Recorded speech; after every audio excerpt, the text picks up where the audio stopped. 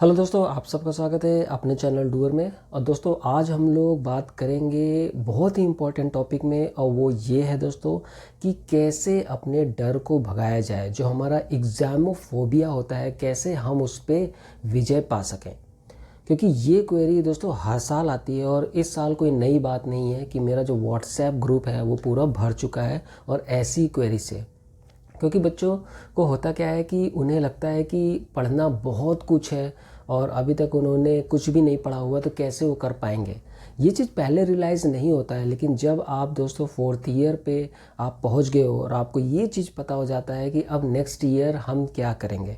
अभी तक तो हम लोग कॉलेज में रहे तो पढ़ाई चलती रही, तो ये चीज़ें हमें नहीं पता चली। लोगों ने हमें बताया कि कैरियर आगे क्या बनाना चाह रहे हो, कैसे होगा, लेकिन रियलाइज़ ये आज की डेट में होता है जब हमारे पास जीपैट एग्जामिनेशन है आगे, और हमें ये लगता है कि अगर ये एग्जामिनेशन नहीं निकला तब फिर हम क्या करेंगे।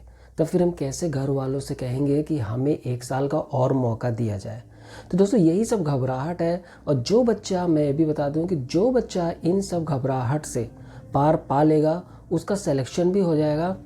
तो दोस्तों ये चीज़ समझना ज़रूरी है यहाँ पे कि केवल यही एग्जामिनेशन ही नहीं आपके कैरियर को शेप करेगा, बल्कि आपकी जो पर्सनैलिटी है वो आपके कैरियर को शेप करती है। यही एग्जामिनेशन नहीं है कि आपको देना है और इसके बाद आप रिलैक्स हो जाओगे, कभी आपको घबराहट नहीं होगी। ऐसा कुछ नहीं होता दोस्तों। मुझे भी घबराहट होती थी उस समय, जिस समय हमने वहाँ पे एग्जामिनेशन दिया था दोस्तों। उस समय ये सारी चीज़ें नहीं थी, ये ऑनलाइन चीज़ें अभी आई हैं। पहले बहुत मुश्किल होता था। कुछ कोचिंग्स भी थी जहाँ पे अफोर्ड नहीं किया जा सकता था, लेकिन वहाँ पे भी दोस्तों यही होता था कि जो सीनियर्स वगैरह है उनकी मदद ली जाती थी। लेकिन बहुत बच्चे कॉलेज से नहीं निकलते थे, ये सारी फैसिलिटी नहीं थी। तो घबराहट जो अभी आपको हो रही है उससे कई गुना होती थी, लेकिन धीरे धीरे इन पे कंट्रोल पाना सीखा गया। ये चीज़ रियलाइज़ की गई कि दोस्तों केवल कैरियर बनाने के लिए केवल यही एग्जामिनेशन नहीं, बल्कि हम लोगों को हमेशा इस चीज़ के लिए तैयार रहना पड़ेगा, और उसके लिए हमें अपनी पर्सनैलिटी जो है उसको पॉजिटिव बनानी पड़ेगी। अब हम अपनी पर्सनैलिटी पॉजिटिव कैसे बनाएं? ये अक्सर आप पढ़ते होंगे कि बहुत से कोट्स वगैरह हैं, मोटिवेशनल स्पीच है, जहाँ पे लोग हमेशा कहते हैं कि अपनी पर्सनैलिटी को हमें पॉजिटिव रखना है। लेकिन दोस्तों ये इतना आसान नहीं है, ये मैं जानता हूँ। अब ये पॉजिटिव अप्रोच कैसे आएगी मैं वही आपको भी बताऊँगा। सिंपली दोस्तों पॉजिटिव अप्रोच लाने का सबसे अच्छा तरीका है कि आप जो कुछ भी कर रहे हो उसमें आप सक्सेस हो, और अंदर से आपको ये चीज़ भावना आनी चाहिए कि आप उसमें अच्छे हो।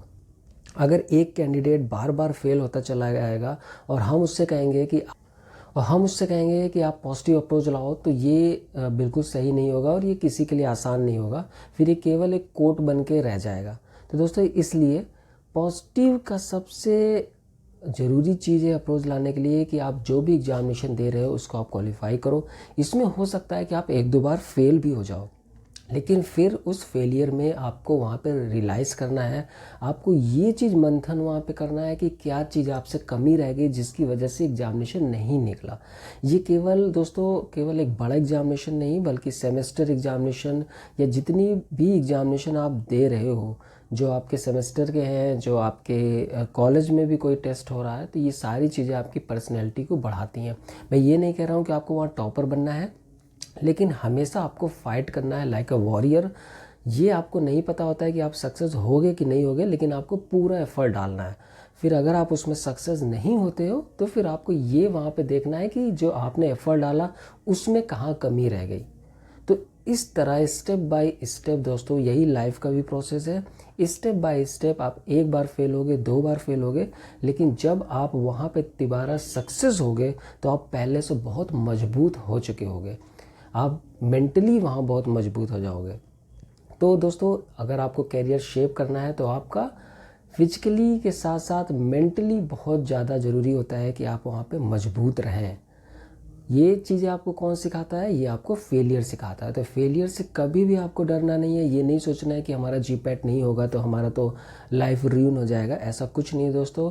कोई भी कठिन चीज़ अगर आपके सामने आ रही है तो वो आपको स्ट्रॉन्ग ही बनाएगी। आपके अंदर जो प्रतिभाएं अभी उभर के नहीं निकली हैं वो तभी आप रियलाइज़ करोगे, तभी उन पे वर्क करोगे जब आप वहाँ पे फेल होगे। तो वहाँ पे अगर आप फेल हो भी जाते हो तो आपको ये नहीं समझना है कि आप वहाँ पे बिल्कुल ख़राब हो, आपको निगेटिव नहीं सोचना है, बल्कि इसको पॉजिटिव वे में लेके चलना है। इसलिए जब आप एग्जामिनेशन की तैयारी करने बैठे हो, मान लो आपने पहले नहीं तैयारी की, या अगर आप तैयारी भी कर चुके हो फिर भी अभी आपको बहुत डर लग रहा है, तो सिंपली ये सोचना दोस्तों कि जीत या हार लगी रहेगी, लेकिन हमें अपना 100% एफर्ट वहाँ पे डालना है। जितना ज़्यादा से ज़्यादा हम वहाँ पे स्मार्ट वे में तैयारी करके जाएंगे, जितना ज़्यादा हम सिलेबस कवर कर सकते हैं हमें करना है। हमें ये नहीं सोचना है, ये केवल सोचते नहीं रहना है, दुखी नहीं होना है कि ये सिलेबस हमसे नहीं हो पाएगा और हम सारी चीज़ नहीं कवर पाएंगे। कहीं ऐसा ना हो कि इससे आ जाए, कहीं ऐसा ना हो कि उन वाले सर के नोट्स छूट गए हैं, कहीं उससे आ जाए। तो ये सारी चीज़ें में ये सब आपको नहीं सोचना है, बल्कि एक स्मार्ट वे में जो आपका सिलेबस है उस सिलेबस को आप लीजिए, प्रिंट आउट करिए। प्रिंट आउट करने के बाद दोस्तों उसमें टिक करिए कि क्या चीज़ इम्पॉर्टेंट है, कौन सा सब्जेक्ट बहुत इम्पॉर्टेंट है जिसमें हमें वर्क करना चाहिए। तो दोस्तों ये होता है आपका स्मार्ट वे तरीका, ठीक है। अब सब बच्चों के पास उतना ही टाइम है, तो कभी ये मत सोचिएगा कि हर बच्चा अलग है, उसने पहले पढ़ाई की थी, या मेरे अंदर वो कैपेसिटी नहीं है, मैं जब तक 3-4 बार किसी चीज़ को ना पढ़ लूँ तब तक मेरे ब्रेन को वो चीज़ें नहीं एब्जॉर्ब होती, बल्कि जो बाकी बच्चे हैं वो वहाँ पे क्विक लर्नर है। ये सारी चीज़ें आप साइड कर दो। सिंपली दोस्तों किसी भी एग्जामिनेशन को वहाँ पे विन करने का, वहाँ पे उसको सक्सेस होने का, उस एग्जामिनेशन में केवल एक ही चीज़ है, एक ही मंत्र है, और वो है कि आपको मेहनत करनी है। मेहनत करनी है स्मार्ट तरीके में।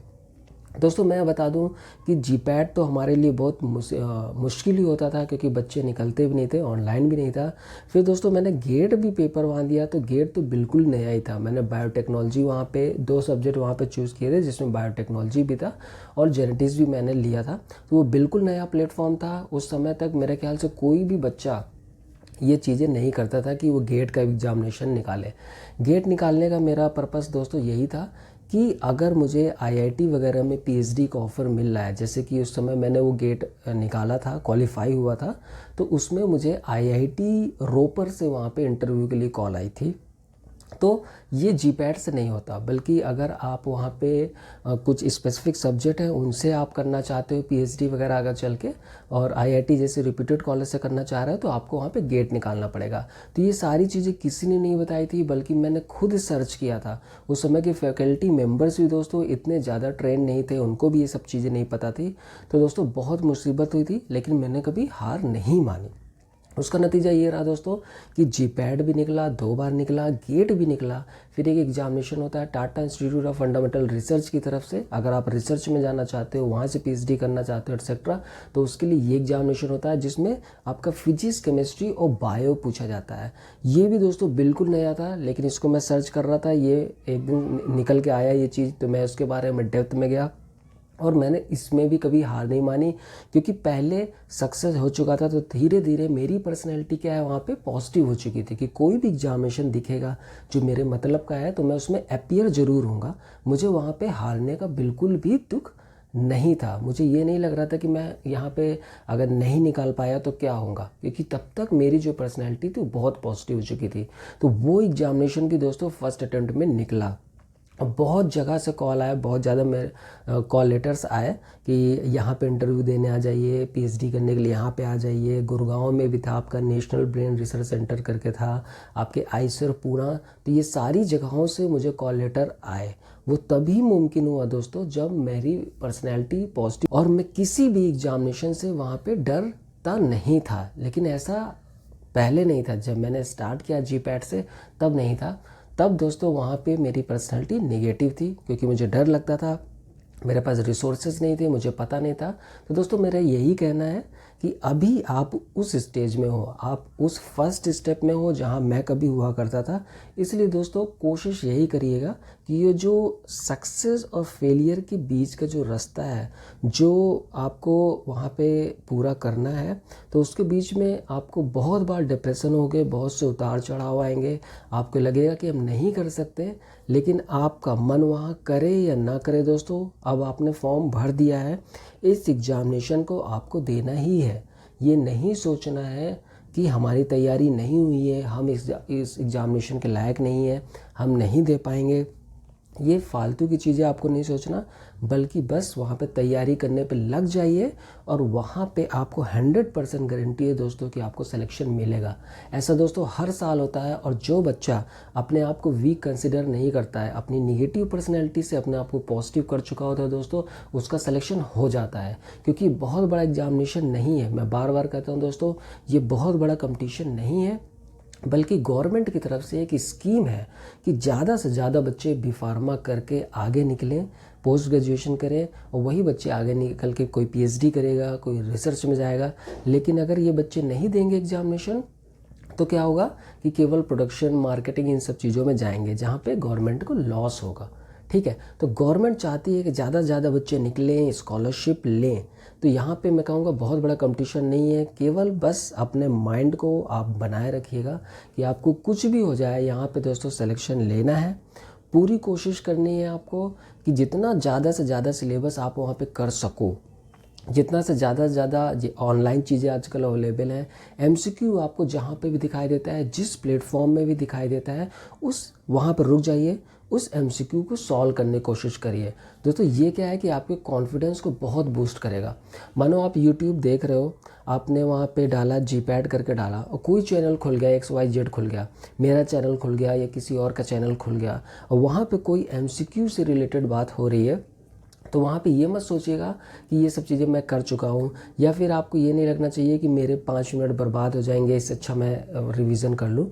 बल्कि उसी समय आपको रुक के उस क्वेश्चन में पूरा अपना दिमाग लगाना चाहिए और फिर उसका आंसर जानना चाहिए। अगर वो क्वेश्चन आप वहाँ सही कर ले जाओगे, तो ये मेरी बात मानिएगा दोस्तों कि जो आपका कॉन्फिडेंस लेवल है वो बहुत ऊपर चला जाएगा। क्योंकि एक रैंडम क्वेश्चन आपके सामने आया और उस रैंडम क्वेश्चन को भी आपने कर लिया। तो इस तरह क्या है कि तो दोस्तों इस तरह क्या है कि आपके माइंड में ये बात जाएगी कि आप वहाँ पे तैयार हैं, आप बिल्कुल वहाँ पे तैयार हैं। ठीक है, तो आप पढ़ चाहे जितना लो दोस्तों, जब तक आप उसका आउटपुट नहीं देखोगे, आपके माइंड को वहाँ बिलीव नहीं होगा। तो बिलीव नहीं होगा तो दोस्तों कॉन्फिडेंस नहीं आएगा। इसलिए हमारे माइंड को ये समझाना ज़रूरी है कि हम वहाँ पे तैयार हैं, हम पूरी तरह से तैयार हैं, हमने सब कुछ पढ़ लिया है। कभी अपने माइंड को ये मत बताइए कि मेरा ये बाकी रह गया, अभी मेरा इतना पोर्शन बाकी रह गया, मुझसे नहीं निकल पाएगा, मैं क्लास का टॉपर नहीं हूँ, मैं एक एवरेज बच्चा हूँ, मैं बैक बेंचर हूँ, मैंने अभी तक पढ़ाई नहीं की है, अब मैं कैसे निकल जाऊँगा। निगेटिव चीज़ आपको नहीं बताना है, बल्कि पॉजिटिव पर्सनैलिटी रखनी है। अपने माइंड को हमेशा ये चीज़ बताइए कि एग्जामिनेशन आप आसानी से निकाल सकते हैं। ये मत सोचिएगा कि आप वहाँ पे ओवर कॉन्फिडेंस में जा रहे हैं, ये सारी चीज़ें की बात नहीं है दोस्तों। आप कहाँ पे हो ये आपको रियलाइज़ है, लेकिन अपने माइंड को हमेशा कॉन्फिडेंस बूस्ट अप कराइएगा। अगर ये कॉन्फिडेंस बन गया तो आपको वहाँ पे कुछ करने की ज़रूरत नहीं है, बाकी का सारा खेल वहाँ पे आपका ब्रेन कर देगा। दोस्तों अब आप एग्जामिनेशन में जाते हो, आपका कॉन्फिडेंस बहुत अच्छा है, तो जो क्वेश्चन आपको नहीं भी आता है वहाँ पे आप एलिमिनेशन मेथड का यूज़ करते हो, जिसे प्रोबेबिलिटी भी कहते हैं। कहने मतलब आप कोई क्वेश्चन है जिसके 4 ऑप्शन है, अब उसमें से आपको वो क्वेश्चन का आंसर नहीं पता है, तब वहाँ पे एलिमिनेशन मेथड आता है। कहने मतलब अब वहाँ पे जो ऑप्शन है, हम क्वेश्चन वाइज वहाँ पे देखते हैं कि ये ऑप्शन कौन सा नहीं होगा। तो नहीं करते करते लास्ट में हमारे पास एक ऑप्शन बचता है। तो कहा जाता है कि जो बच्चा वहाँ पे फुल कॉन्फिडेंस के साथ पेपर देने जाता है, तो वो एलिमिनेशन मेथड वाले जो उसके क्वेश्चन होते हैं वो हमेशा राइट होते हैं। बल्कि एक कैंडिडेट जो बहुत ही नर्वस वे में जाता है, ये सोचते हुए जाता है कि मेरा तो हो ही नहीं सकता, निगेटिविटी उसके अंदर भरी रहती है, तो अगर वो वहाँ पे एलिमिनेशन या फिर जिसे तुक्का आप लगाते हो, तो वो हमेशा उसका गलत होता है। तो उसमें हमें कोई फ़ायदा नहीं मिल रहा है, तो हम अपनी पर्सनैलिटी को निगेटिव क्यों बनाएं। सिंपली आपको अपने आप को समझाना है कि केवल एक एग्जामिनेशन आपके करियर को शेप नहीं कर सकता है। ये एक लाइफ, एक पूरे स्टेप्स है, इन सारे स्टेप्स को हमको बढ़ते जाना है और अपनी पर्सनैलिटी को वहाँ पे पॉजिटिव बनाना है। और दोस्तों फिर वहाँ पे मिरेकल आप देखिएगा कि आप जिस एग्जामिनेशन में बैठोगे दोस्तों, वो एग्जामिनेशन आपका क्रैक हो जाएगा। दोस्तों ये वीडियो आपको कैसा लगा ज़रूर मुझे बताइएगा। और अगर इस तरह की वीडियो और चाहिए, किसी टॉपिक से रिलेटेड चाहिए, आपके मन में कोई डाउट आ रहा है, कोई परेशानी है, पढ़ते हुए कोई दिक्कत हो रही है, तो बिल्कुल दोस्तों जो हमारा व्हाट्सएप नंबर है, आप उसमें हमसे कांटेक्ट कर सकते हैं, हमें अपना बता सकते हैं कि किस चीज़ में आपको वीडियो चाहिए, और मैं अपना एक्सपीरियंस ज़रूर आपको शेयर करूंगा। दोस्तों फिलहाल के लिए डूअर चैनल ज़रूर सब्सक्राइब करके रखिएगा, और कोई दोस्त आपके निगाह में है जिसको अभी मोटिवेशन की ज़रूरत है, तो ज़रूर ये शेयर करिएगा। Thank you, take care, bye bye.